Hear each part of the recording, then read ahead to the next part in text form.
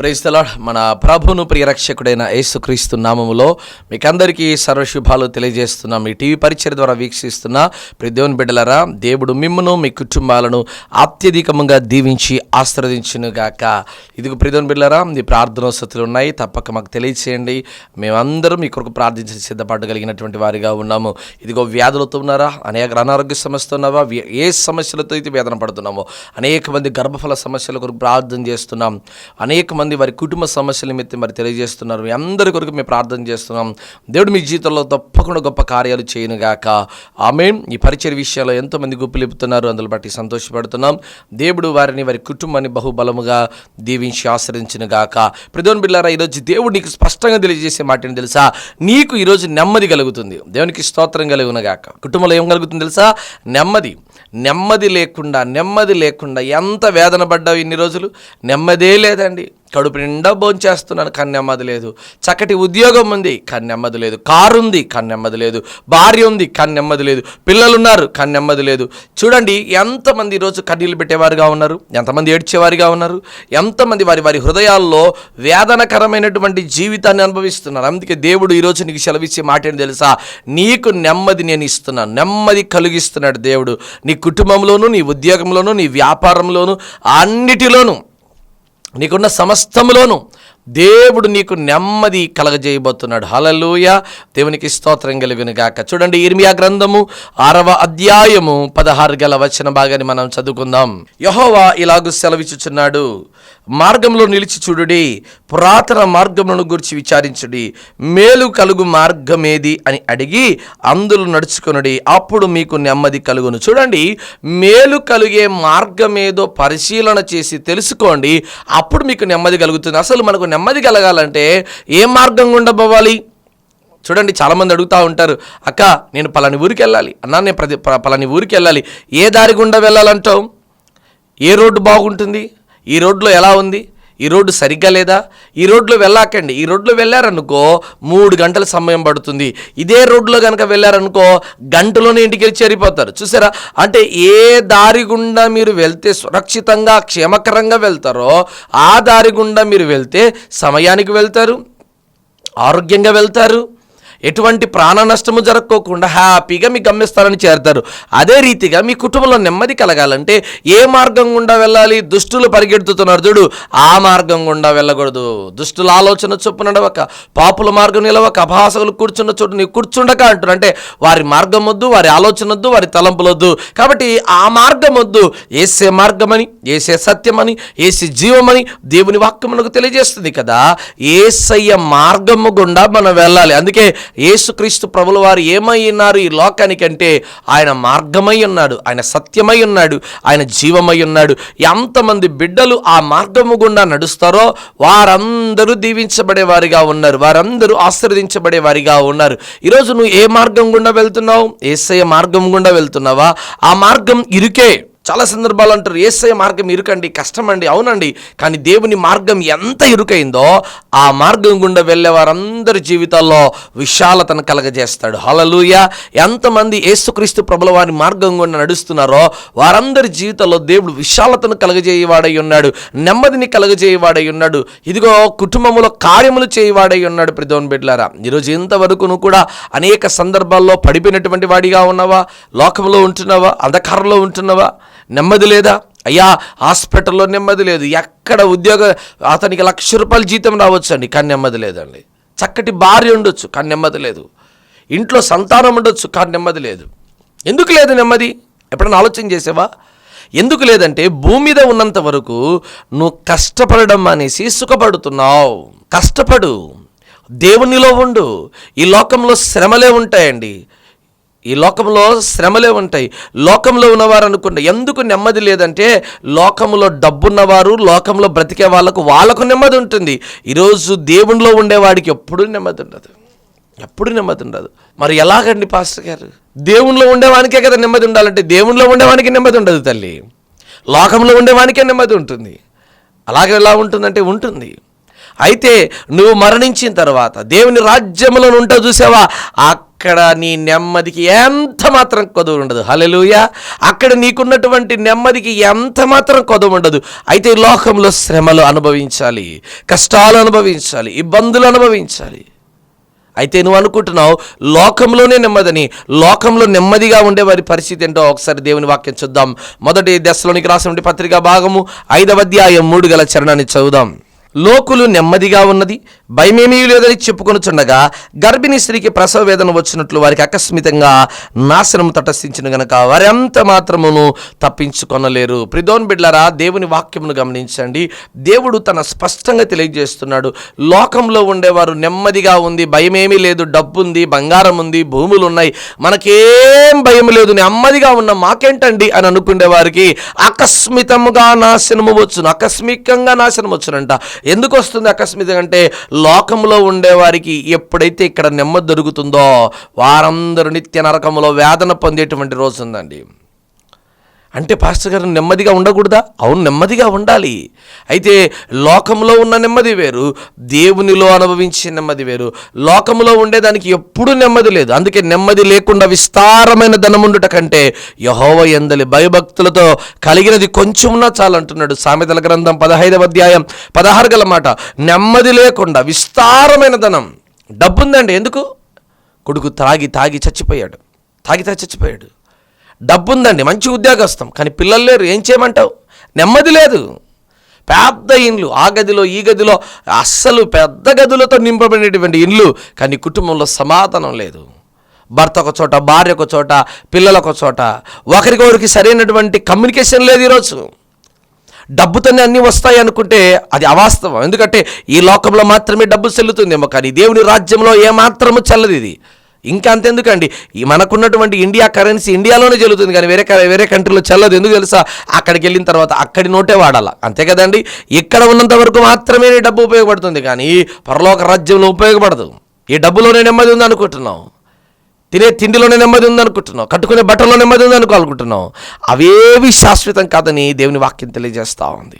లోకంలో ఉండేవారు అనుకుంటారట నెమ్మదిగా ఉంది, సుఖంగా ఉంది, భయపడాల్సినటువంటి అవసరమేమి లేదు, మనం హ్యాపీగా ఉన్నామని తలంచేటువంటి వారందరూ కూడా గర్భిణీ స్త్రీకి ప్రసవ వేదన వచ్చినట్లు ఆకస్మికంగా నాశనం వస్తుందంట. చూడండి, గర్భిణీ స్త్రీకి ఎప్పుడు పురిటి నొప్పులు వస్తాయి ఎవరికైనా తెలుసా? డాక్టర్ గారు అంటారండి, ఏమని తెలుసా? ఇదిగో ఒక 3 రోజుల తర్వాత ఎప్పుడైనా రావచ్చు అంటది. 3 రోజుల తర్వాత ఏ నిమిషానికి, ఏ గంటకు, ఏ సెకండ్కి వస్తుందో చెప్పండి చూద్దాం. ఆదివారం నుంచి వచ్చే బుధవారంలోగా ఎప్పుడో ఒకసారి డెలివరీ అవుతుంది అంటది. ఎప్పుడో ఒకసారి అలాగే చెప్తావు, నువ్వు చదివిన చదువు పెద్దది కదా, నువ్వు అందరికంటే పెద్ద డాక్టర్ కదా, నువ్వు చెప్పు తొందరగా చూద్దాం అంటే చెప్పలేరు.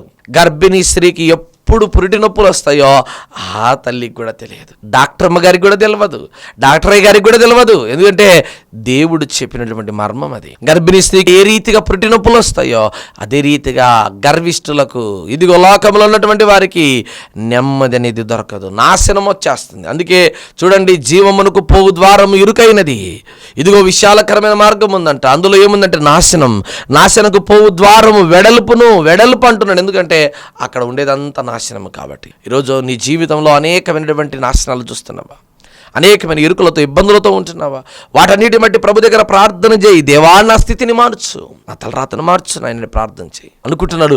లోకులు నెమ్మదిగా ఉంటుందంట. ఎంత నెమ్మదిగా అండి! బాంబు అనేక దేశాల మీద పడతా ఉన్నాయండి. ఆ బాంబులు పడేప్పుడు ఎలా ఉంటుందంటే నెమ్మదిగా ఉంటుంది. తుఫాను వచ్చేటప్పుడు కూడా ఎలా ఉంటుందంటే నెమ్మదిగా ఉంటుంది, చాలా నెమ్మదిగా ఉంటుంది. ఒక్కసారిగా తుఫాను పెరిగిపోద్ది. గడిచిన కాలంలో సునామీ వచ్చేటప్పుడు సముద్రం అంతా నిమ్మలంగానే ఉన్నది, ఒక్కసారిగా పెరిగిపోయింది. ఇదిగో రాష్ట్రాలుగా తుడిచిపెట్టుకొని పోయింది. అనేక ప్రాణ నష్టం, ఆస్తి నష్టం, ధన నష్టం, అనేకమైనటువంటి నష్టాలు కలిగాయి. ఈరోజు ఏ విషయంలో నెమ్మది ఉందో, ఏ విషయంలో నెమ్మది లేదో నువ్వు తెలుసుకోవాలి. నెమ్మది లేకుండా విస్తారమైన ధనం, ఏం చేసుకుంటావు? విస్తారమైన ధనం, నెమ్మది లేదు. నీ భార్యతో నెమ్మది లేదు, నీ భర్తతో నెమ్మది లేదు, ఏమీ లేదు. ఏం చేసుకుంటావు డబ్బుతో? నేను చాలా అందగత్తానండి, కానీ నీకు నెమ్మది లేదు. ఎంతోమంది నువ్వు అనుకునేటువంటి సినిమా యాక్టర్లు, రకరకాలైనటువంటి వారు రాత్రికి వాళ్ళు ట్యాబ్లెట్ వేసుకుంటే కానీ నిద్ర పట్టదు. అలాంటి దౌర్భాగ్యమైన స్థితి అనుభవిస్తున్నటువంటి వాళ్ళు ఉన్నారండి, ఎంతోమంది ఉన్నారండి. ఎంతోమంది స్టెరాయిడ్స్కి అలవాటు పడ్డారు, ఎంతోమంది డ్రగ్స్కి అలవాటు పడిపోయారు. ఎందుకంటే నెమ్మది లేదు వాళ్ళకి. కోట్లు డబ్బులు తీసుకుంటున్నారు, కానీ వాళ్ళకేం లేదంటే రాత్రిపూట్ల నెమ్మది లేదు. వారికంటూ ఏ తోడు లేదు, వారికంటూ ఏ నీడ లేదు, వారికంటూ ఏ ప్రశాంతత లేదు. ఎలా వారి జీవితం దుర్భరంగా మార్చబడింది ఒకసారి ఆలోచన చేశారు ఎప్పుడైనా? ప్రియమైన బిడ్డలారా, ఈరోజు దేవుడు తన బిడ్డలకు తెలియజేసే మాట, నీ కుటుంబంలోనూ నీ జీవితంలోనూ నీకు నెమ్మది కలగాలి అంటే అది దేవుని చేతిలో ఉన్నది. దేవుని చేతిలో ఉంది. సామెత గ్రంథము 17వ అధ్యాయం మొదటి గల మాటను చూద్దాం ఒకసారి. రుచి అయిన భోజన పదార్థములను కలహముతో కూడిన ఇంట నుండుట కంటే నెమ్మది కలిగి ఉండి రొట్టె ముక్క తినడం మేలు. అంతే కదండి.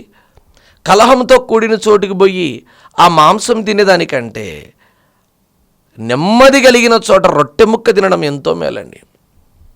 దేశాలు, ఇండ్లు, ఈ వాడ అన్నీ విడిచిపెట్టి వేరే ఊరికి వెళ్ళిపోయావు ఏదో సాధించాలి. నీకు వచ్చే 40,000 50,000కు నెమ్మది లేదు. ఇక్కడ 10,000కు పని చేసుకున్నా కూడా నెమ్మదిగా బ్రతుకుతున్నావు కదా. చూసారా, చాలామంది ఆదివారం కూడా ప్రభు సన్నిధిని విడిచిపెట్టి పరిగెడతా ఉంటారు. అక్కడ సంపాదించడము, ఇక్కడ జబ్బుకు పెట్టడం, అక్కడ సంపాదించడము, ఇక్కడ దారిలో పోగొట్టుకోవడం. ఎంతమంది ఇలాంటి స్థితి అనుభవిస్తున్నారు ఆలోచన చేసి ఎప్పుడైనా? ఈరోజు నీవు కూడా అలాంటి ఆలోచనలో, అలాంటి తలంపులలో ఉంటే ప్రభు చెప్తే చక్కటి మాట ఏమిటంటే, నెమ్మది లేకుండా రుచికరమైన పదార్థాలు తినేదాన్ని బట్టే ఇదిగో రొట్టె ముక్క తినడం మేలండి. నెమ్మది కలిగి రొట్టె ముక్కట. పెద్దలు అంటున్నారు, పరిగెడతా పోయి ఆ పాలు తాగేదానికన్నా నిలబడి ప్రశాంతంగా మంచి నీరు తాగడం ఆశీర్వాదకరం. అంతే కదండి. ఎంతగా పరిగెడుతున్నావు? ఒక రాజు వచ్చాడంట మరొక రాజు మీదకి యుద్ధం చేయడానికి. ఈ రాజు చాలా తెలివి కలిగిన వాడు. ముందే సైనికులు అందరూ చెప్పారు, రాజా, మనం యుద్ధానికి వెళ్తున్నటువంటి ఆ రాజు బహు తెలివి కలిగినటువంటి వ్యక్తి. అవునా? వాడికి తెలివిందేమో, నాకైతే బలం ఉంది, నా గుర్రాలు ఉన్నాయి, నా కండబలం ఉంది అన్నాడంట. రాజా, ఎందుకు ముందుగానే చెబుతున్నాము, ఆ రాజ్యం మీదకి యుద్ధం పోవాలంటే ముందుగా మనకు తెలివి చాలా కావాలన్నట. నాకు చాలా తెలివింది, నాకు బలం ఉంది, నా గుర్రాలున్నాయి, రథాలున్నాయి, బాణాలున్నాయి, విల్లులున్నాయి అన్నాడంట. సరే అని చెప్పి యుద్ధానికి వెళ్తున్నప్పుడు యుద్ధ సంకేతాలకు ముందుగా పంపించాడు. పంపించిన తర్వాత ఆ రాజు నేను ఓడిపోయానని చెప్పాడంట. అదేంటి, ఆయన చాలా తెలివి కలిగిన వాడు రాజు అన్నావు, అతను చూస్తే నేనేంటి తెలివి లేని వాడిగా కనిపిస్తా ఉన్నాడు, నేను ఓడిపోయానంటాడు. మన పేరు చెప్పగానే అతను భయపడ్డాడేమో, మన పేరు చెప్పగానే అతడు ఆతృతపడ్డాడేమో అన్నాడంట. అయితే ఎప్పుడైతే ఆ రాజు దగ్గరికి వచ్చారు, వచ్చిన తర్వాత మీ రాజుతో నేను మాట్లాడాలి, ఒక్కసారి నేను మాట్లాడతాను, నా మాటలు మీ రాజుగారు అంగీకరిస్తే ఈ రాజ్యాన్ని నేను వదిలిపెట్టి వెళ్ళిపోతాను, లేదు ఈ రాజ్యంలో మీ రాజు దగ్గరే ఉండి సేవ చేసుకుంటానని చెప్పగానే సరే అని చెప్పాడంట. సరే అని చెప్పగానే ఆ రాజు ఈ రాజు ఇద్దరు కూర్చొని అడుగుతున్నారు, మీరు చాలా తెలివి కలిగిన రాజని నేను విన్నాను, కానీ ఇంత తెలివి తక్కువ రాజని అనుకోలేదు అన్నాడంట. అవునండి, నేను తెలివి లేదండి, అందరూ అంటున్నారు కానీ నాకు అంత తెలివి లేదన్నాడంట. సరే చెప్పు, ఏం మాట్లాడాలో? అదే మా రాజ్యం మీదకి యుద్ధానికి వస్తున్నాను కదా. అవును, చంపేయమంటావని నేనంట. వద్దు, నన్ను చంపడం వద్దు, నాకు నేనుగా నేను నీకు సరెండర్ అయిపోతున్నాను, నాకు నేనుగా నీకు అప్పచెప్పుకుంటున్నాను. అలాంటి పని నేను చెయ్యను, నేను ఎలాగైనా సరే యుద్ధం గెలుచుకుంటానంట. అయితే నేను ఒక పని చెప్తాను, మీరు అది చేస్తే మీరు గెలిచినట్టేనంట. ఏంటి? చూడండి, నన్ను ఓడించిన ఒకటే, నా గుర్రాన్ని ఓడించిన ఒకటే అని చెప్పాడంట. నీ గుర్రాన్న నేను అలవోకగా ఓడిస్తానని చెప్పాడంట. అయితే నాకున్న గుర్రాన్ని నేను వదిలిపెడతాను, అయితే మీరు ఆ గుర్రాన్ని పరిగెత్తుకుంటూ పోయి ఎప్పుడైతే పట్టుకొని దాని మీద ఎక్కుతారో అప్పుడు మీరు విజయం సాధించినట్టు అని చెప్పారంట. సరే అని చెప్పి గుర్రాన్ని వదిలేశారు. ఆ రాజు పరిగెడుతున్నారు, గుర్రం చాలా వేగంగా పరిగెడుతుంది, రాజు కూడా చాలా వేగంగా పరిగెడుతున్నాడు. పరిగెత్తంగా ఆ గుర్రం ఆయన చేతి చిక్కినా కూడా ఆయన ఒక్కసారిగా దాని పగ్గాన్ని పట్టుకున్న వెంటనే కొద్ది నిమిషాలు అలా నిలబడగానే అతనికి పరిగెత్తినటువంటి ఆ వేగానికి అత్యధికంగా గుండె వేగంగా కొట్టుకొని అక్కడికక్కడే మృతి చెందాడు. ప్రియమైన బిడ్డలారా, తెలివి కలిగిన రాజు. గుర్రానికి కళ్ళెం ఎందుకు వేస్తారంటే ఆ కళ్ళెం లేకపోతే అది నిలబడదు. అలాంటిది కళ్ళెమే లేకుండా, కళ్ళెం పట్టుకునేవాడే లేకపోతే ఆ గుర్రం చేతికి చిక్కుతుందా? ఈరోజు చాలామంది దేవుడు వేసినటువంటి ఆ అస్త్రాల చేతిలో ఉండాలి. అందుకే జీవము కలిగిన దేవుని చేతిలో ఉండడం ఆశీర్వాదకరం అండి. నా చేతి నీడలోకి రండి అన్నాడు కదా ప్రభు. దేవుని చేతిలో ఉన్నావా, దయ్యం చేతిలో ఉన్నావా? ఈరోజు పరిగెడుతున్నావు. ఆ రాజు పరిగెత్తాడు, నాదని పరిగెత్తాడు. చివరిగా గుండె ఆగిపోయి చచ్చిపోయాడు. తెలివి కలిగిన రాజు పరిగెత్తుకోకుండానే కూర్చున్న చోటే విజయం సాధించాడు. ఈరోజు నువ్వు ఎట్టున్నావు? పరిగెత్తున్నావా? రాత్రి మగలు పరిగెడుతున్నావు, ఉదయం రాత్రి సేవలో పరిగెత్తమంటే పరిగెత్తావు, ప్రభు యొక్క ప్రార్థనలో పరిగెత్తావు, ప్రభు యొక్క స్వార్థ పనిలో పరిగెత్తవు, కానీ ఇదిగో లోకంలో ఉన్న వాటి కొరకైతే రాత్రింబగళ్ళు ప్రయాసపడుతున్నావు, రాత్రింబగళ్ళు పరిగెడుతున్నావు. ఈ పరుగు పందెంలో నీ అడుగులు ఎన్నో సందర్భాలు తడబడుతున్నాయి. అందుకే అంటున్నాడు, ఎవడైతే మార్గం కనుగొంటాడో వానికి ఏం కలుగునంటే నెమ్మది కలుగును. ఈరోజు నీకు నెమ్మది అనేదే లేదు, పరిగెడుతున్నావు. ఆ మార్గం ఏంటి? యుద్ధం సాధించే మార్గం ఏంటో తెలుసుకోవాలి, కానీ నా అంతటా నేనే గుర్రం వెంబడి పరిగెడతా అని అనుకోవడం బుద్ధి తక్కువ పని.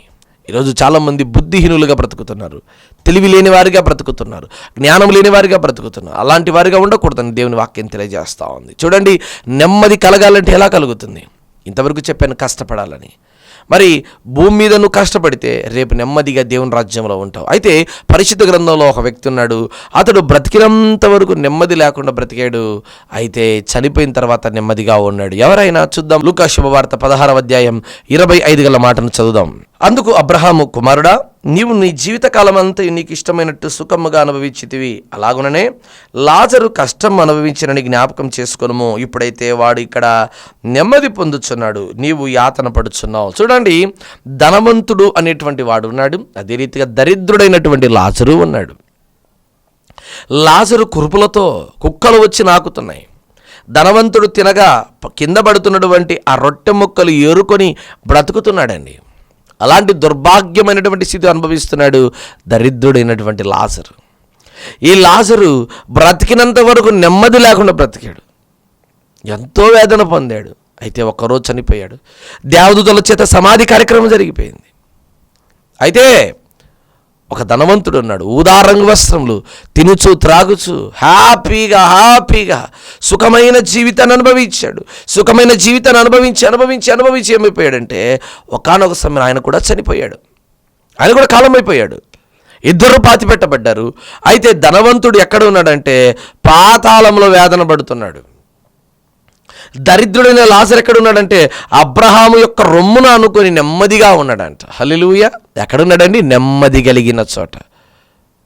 కష్టపడ్డాడు, ఈరోజు నెమ్మదిగా ఉన్నాడు. ఈరోజు ఎంతోమంది శ్రమ పడుతున్నారు దేవునిలో. వారందరూ రాబోయే రోజుల్లో నెమ్మదిగా ఉంటారండి. ఈరోజు ఎవడైతే నెమ్మదిగా ఉంటాడో తర్వాత రోజులలో చాలా కష్టపడాల్సింది వస్తుంది. అందుకే పెద్దలు అంటున్నారు, చూసావా, ఇప్పుడు కష్టపడితే రేపు నెమ్మదిగా ఉంటావు, సుఖంగా ఉంటావు. ఇప్పుడు సుఖంగా ఉన్నావా, ఎంజాయ్ చేసినావా, రాబోయే రోజుల్లో చాలా కష్టాలు పడతావు, జాగ్రత్త అంటున్నాను. ఎందుకు తెలుసా? ఈరోజు సుఖమైన జీవితాన్ని కోరుకుంటున్నావు, కానీ దేవునిలో కష్టపడాలని ఆలోచన నీకు లేదు. దేవునిలో కష్టపడాలని తలంపు నీలో లేదు. ప్రియదేవుని బిడ్డలారా, ఎప్పుడైతే దేవునిలో నువ్వు ప్రయాసపడతావో, కష్టపడతావో, అప్పుడు నువ్వు నెమ్మదిగా ఉంటావు.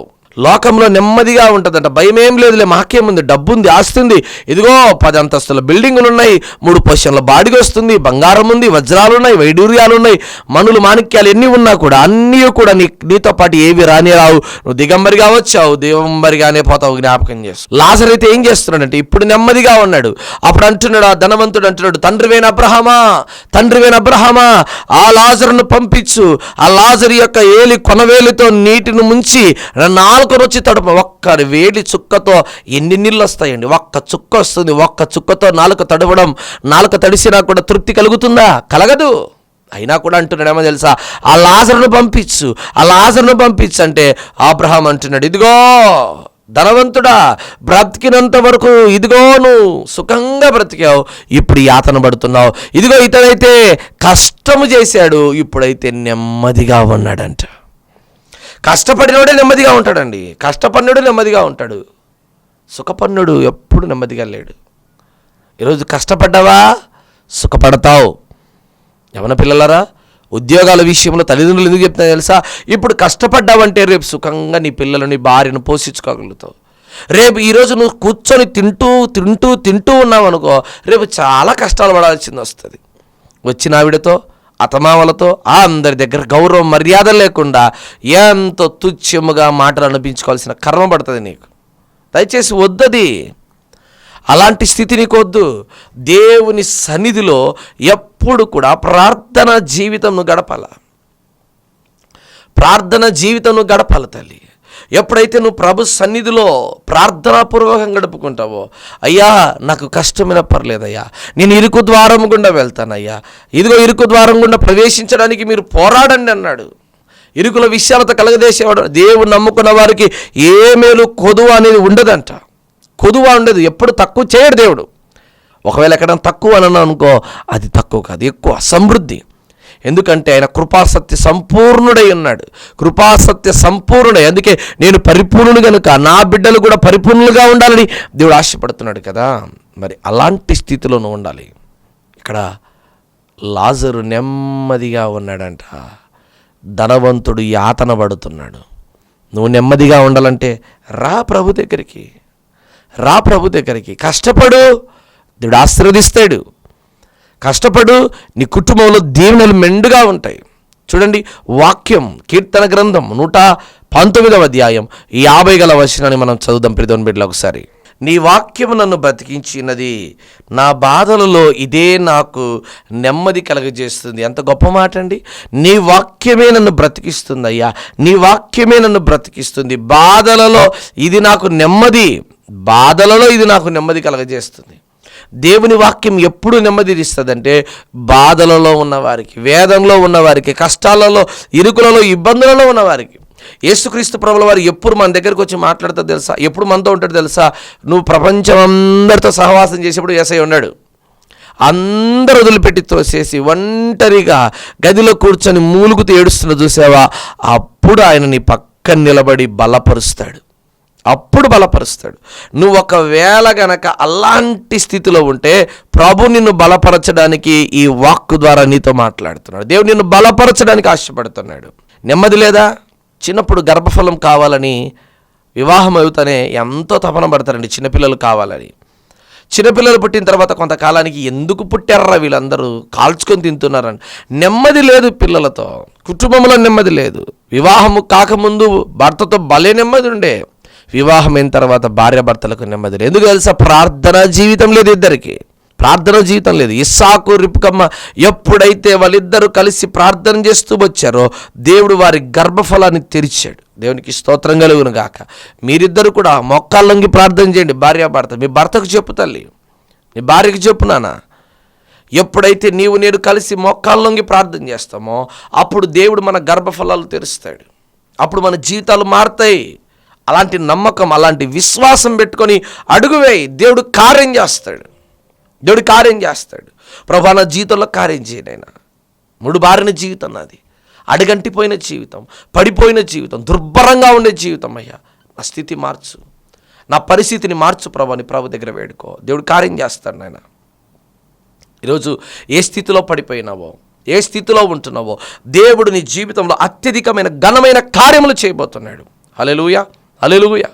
కాబట్టి ప్రభునందు విశ్వాసం ఉంచు, ప్రభునందు నమ్మకం పెట్టుకో. ప్రభు నా జీవితంలో కార్యం చేయనైనా అని. చూడండి మరొక మాట, 119వ అధ్యాయం 165 వచనాన్ని చదువుదాం. నీ ధర్మశాస్త్రము ప్రేమించు వారికి ఎంతో నెమ్మది కలుగును. నిజంగా దేవుని యొక్క ధర్మశాస్త్రము, దేవుడిచ్చిన ఆజ్ఞలను, దేవుడు గైకొనిచ్చిన ప్రతి మాటను ఎవడైతే ప్రేమిస్తాడో, అంటే దేవుణ్ణి ఎవరైతే ప్రేమిస్తారో వారికి నెమ్మది కలుగుతుందండి. దేవుని ప్రేమించే వారికి నెమ్మది. ఈరోజు దేవుని దూషించే వాళ్ళకి కాదు నెమ్మది. నీ కుటుంబంలో ఎందుకు నెమ్మది లేదంటే దేవుని దూషిస్తున్నావు కనుక, దేవుని మీద తిరగబడుతున్నావు కనుక, దేవుని అనవసరంగా నోరు జారి మాటలు మాట్లాడుతున్నావు కనుక నీకు నెమ్మది అనేది లేదు, మనశ్శాంతి అనేది లేదు. ఎందుకు? నీ జీవితం ఎంతగా కిందికి పడిపోతుంది నానాటికి అంటే నీ కుటుంబంలో నెమ్మది లేదు, నీ కూతురు వల్ల నెమ్మది లేదు, నీ కుమారుడి వల్ల నెమ్మది లేదు. లేక పుట్టాడు కదా నీ చిన్న గార్భంగా పెంచితే ఈరోజు వాని వల్ల నాకు నెమ్మది లేదు. వాడు చేసే పనులు, వాడు చేసే త్రాగుడు, వాడు చేసేటువంటి కోర్టు కేసులు, జైలు జీవితం, అయ్యో నాకు కానీ నా భార్యకు కానీ నా కుటుంబానికి కానీ నెమ్మది లేదయ్యా. ఈరోజు దేవుడు కూడా బాధపడుతున్నాడు. నేను పిల్లల్ని పెంచి పెద్దవానిగా చేస్తే వారు నా మీద తిరగబడుతున్నారే. ఆకాశం ఆలకించు, భూమి చెవియొగ్గుము అని దేవుడు ఎందుకు చెప్పుకున్నాడు తెలుసా? ఇదిగో నా బిడ్డలకు నేను నెమ్మదిగా ఉంటారేమో, సుఖంగా ఉంటారేమో అని నా వాక్యాన్ని ఇచ్చాను, చదివి నెమ్మదిగా ఉండండి, ఇరుకు మార్గంలో ఉండండి, దేవునిలో నడచండి, దేవునిలో బ్రతకండి, మీ కుటుంబాల్లో నెమ్మది ఉంటుందని నేను చెప్తున్నాను. కానీ నా మాట చెవియొగ్గడం లేదే అని ఆకాశంతోనూ భూమితోనూ చెప్పుకుని బాధపడుతున్నాడు. ప్రియమైన బిడ్డలారా, ఈరోజు నీవు కూడా అలాంటి ఆలోచన, అలాంటి స్వాభావికమైనటువంటి తలంపు నీలో ఉంటే దయచేసి దాన్ని తొలగించుకో. నీకు నెమ్మది కలగాలంటే, నువ్వు నెమ్మది కలగాలంటే జీవము కలిగిన మార్గం ఏదో తెలుసుకో. నేనే మార్గము, నేనే సత్యం, నేనే జీవం అన్నాడు నా ప్రభు. ఈరోజు ఆ మార్గము గుండా వెళ్ళు, ఆ ఆ మార్గంలో నడుచు, ఆ మార్గంలో అడుగులు వేయి. ప్రభువా, నా అడుగులు స్థిరపరచు, నా కాలును చిక్కకుండానట్లు అయ్యా నీ కంచె కాపుదలు భద్రపరచు ప్రభువా. నీ ప్రభుని దగ్గర అడుగు, దేవుని కాలును చిక్కకోకున్నట్లు చేస్తాడు. దేవుడిని అడుగులను స్థిరపరుస్తాడు. దేవుడు నీ యొక్క పాదమును ఎప్పుడు కూడా ఎక్కడ కూడా త్రొట్టిలనీయకోకుండా ఆయన బిడ్డల చుట్టూ కంచె కాపుదల వేస్తాడు. ఈరోజు నెమ్మది లేదా తల్లి? నెమ్మది లేదా? బ్యాంకులో బ్యాలెన్స్ ఉంది, కానీ ఈ హృదయంలో నెమ్మది లేదు. అందుకే దేవుడు హృదయములను ఎరిగినటువంటి వాడే ఉన్నాడు. హృదయం అనే ఆలయం దగ్గర తలుపు తట్టుచున్నాడు. ఎవడు నా స్వరం విని తలుపు తీస్తాడో వాని దగ్గరికి నేను వస్తా అంటున్నాడు. వాడికి నెమ్మదిస్తా అంటున్నాడు. నా దేవుడు అన్యాయస్తుడు కాదండి. ఎప్పుడైనా మనం వేరే వాళ్ళ ఇంటికి వెళ్ళామనుకో, టక్కున అలాగే లోపలికి వెళ్ళిపోతామా? వెళ్ళం కదా. ఏం చేస్తామండి? అక్క లోపలికి రావచ్చా అంటాం, అడుగుతాం కదా. నా దేవుడు గౌరవం కలిగిన దేవుడు, అన్యాయం చేసే దేవుడు కాదు, అపవిత్రంగా ఉండేవాడు కాదు. ఆయన ఎవరి జీవితంలో ఆయనకు రావాలి అంటే బలవంతంగా వచ్చే దేవుడు కాదు. నువ్వు పిలుచు, నన్ను అడుగుము, నేను నిన్ను జలములకు ప్రవక్తగా చేస్తానన్నాడు. అడుగుడు మీకెప్పుడున్నాడు? మీరు అడిగితే కదా. మీరు స్వరం తెరిచి, ప్రభువా నా జీవితం మీదినైనా, నా పరిస్థితి ప్రభువా, అయ్యా నాకు సహాయం చేయకూడవే, నడిపించు ప్రభు అని ఎవరైతే అడుగుతారో దేవుడు కార్యం చేస్తాడు. దేవుని బిడ్డల జీవితంలోను, నీ కుటుంబాల్లోనూ, నీ పిల్లల జీవితాల్లోనూ ఘనమైన కార్యములు చేయాలి అంటే ఒకటే ఒక మార్గం ఉంది. అదేంటి తెలుసా? జీవము కలిగిన దేవుని చేతిలోనూ ఉండడం. నా చేతి నీడలో ఉండు, నా కౌగిల్లో ఉండు. నేను నిన్ను ఆశీర్వదిస్తున్నాను, నేను నిన్ను దీవిస్తున్నాను. నీకు నెమ్మది, నీ ప్రకారములకు నెమ్మది ఉంటుంది, నీ ఇంట్లో నెమ్మది ఉంటుంది, నీ వ్యాపారంలో నెమ్మది ఉంటుంది. డబ్బు వస్తుంది, డబ్బు అవుతుంది, డబ్బు వస్తుంది, డబ్బు అవుతా ఉంది. సేవలో నెమ్మది లేదు. ఎందుకంటే నువ్వు విశాలకరమైన మార్గం గుండా ప్రయాసపడుతున్నావు. ఇరుకు మార్గం గుండా వెళ్ళు, కష్టపడు. ఈరోజు కష్టపడిన వాడికి దేవుడు నెమ్మదిని అనుగ్రహించబోతున్నాడు. తల వంచండి, ప్రార్థన చేద్దాం.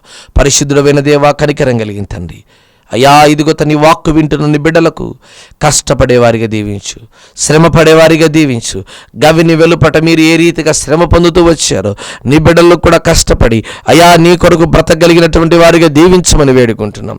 వారి కుటుంబంలో నెమ్మదిని, వారి ప్రాకారంలో నెమ్మదిని, వారి పిల్లల జీవితంలో నెమ్మదిని మీరు అనుగ్రహించి వారి చుట్టూ ఉన్న ప్రతి బాధకరమైనటువంటి బంధకాలను తొలగించమని వేడుకుంటున్నాను. లోకంలో ఉన్నవారు నెమ్మదిగా బ్రతుకుతారేమోనైనా తండ్రి, లోకంలో ఉన్న వారి నెమ్మది కంటే పరలోకంలో నీతో పాటు నెమ్మదిగా బ్రతకడం ఆశ్చర్యకరం నాయన. ప్రభా, ఎంతమంది గర్భఫలం లేక అనారోగ్య సమస్యలతో, వ్యాధులతో, ఆర్థిక స్థితిగతులతో అప్పుల ఊబిలో కూరుకుపోయినారో ప్రార్థన చేస్తుండగా వారి జీవితంలో కార్యం జరిగించి, ఎంతమంది బిడ్డలైతే పరిచర్యకు కానుక పంపిస్తున్నారు వారిని దీవించండి. టీ పరిచర్లో స్పాన్సర్ చేసి అయ్యా డైలీ స్లాట్లో ఒక్కొక్కరు ఎవరైతే పరిచర్య విషయంలో మేము ఒక స్లాట్కు మీకు తోడుగా ఉంటామని ఎంతమంది తోడుగా ముందుకు వస్తున్నారో వారిని, వారి కుటుంబాలను దీవించమని వేడుకుంటున్నాం నాయన. ఇదిగో తండ్రి, నీ కృపలో నింపండి.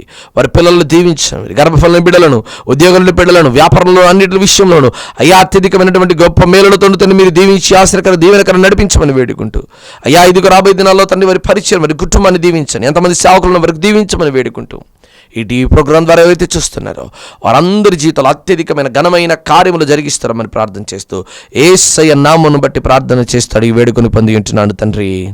Amen, amen, amen. దేవుడు మిమ్మల్ని, మీ కుటుంబాన్ని దీవించును గాక.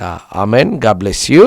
దైవజనుల ప్రసంగములు మీకు ఆశీర్వాదకరంగా ఉంటే మరిన్ని ఆధ్యాత్మిక ప్రసంగముల నిమిత్తం మన యూట్యూబ్ ఛానల్లో Jesus Christ story ministries official అని టైప్ చేసి ఛానల్ని సబ్స్క్రైబ్ చేయండి.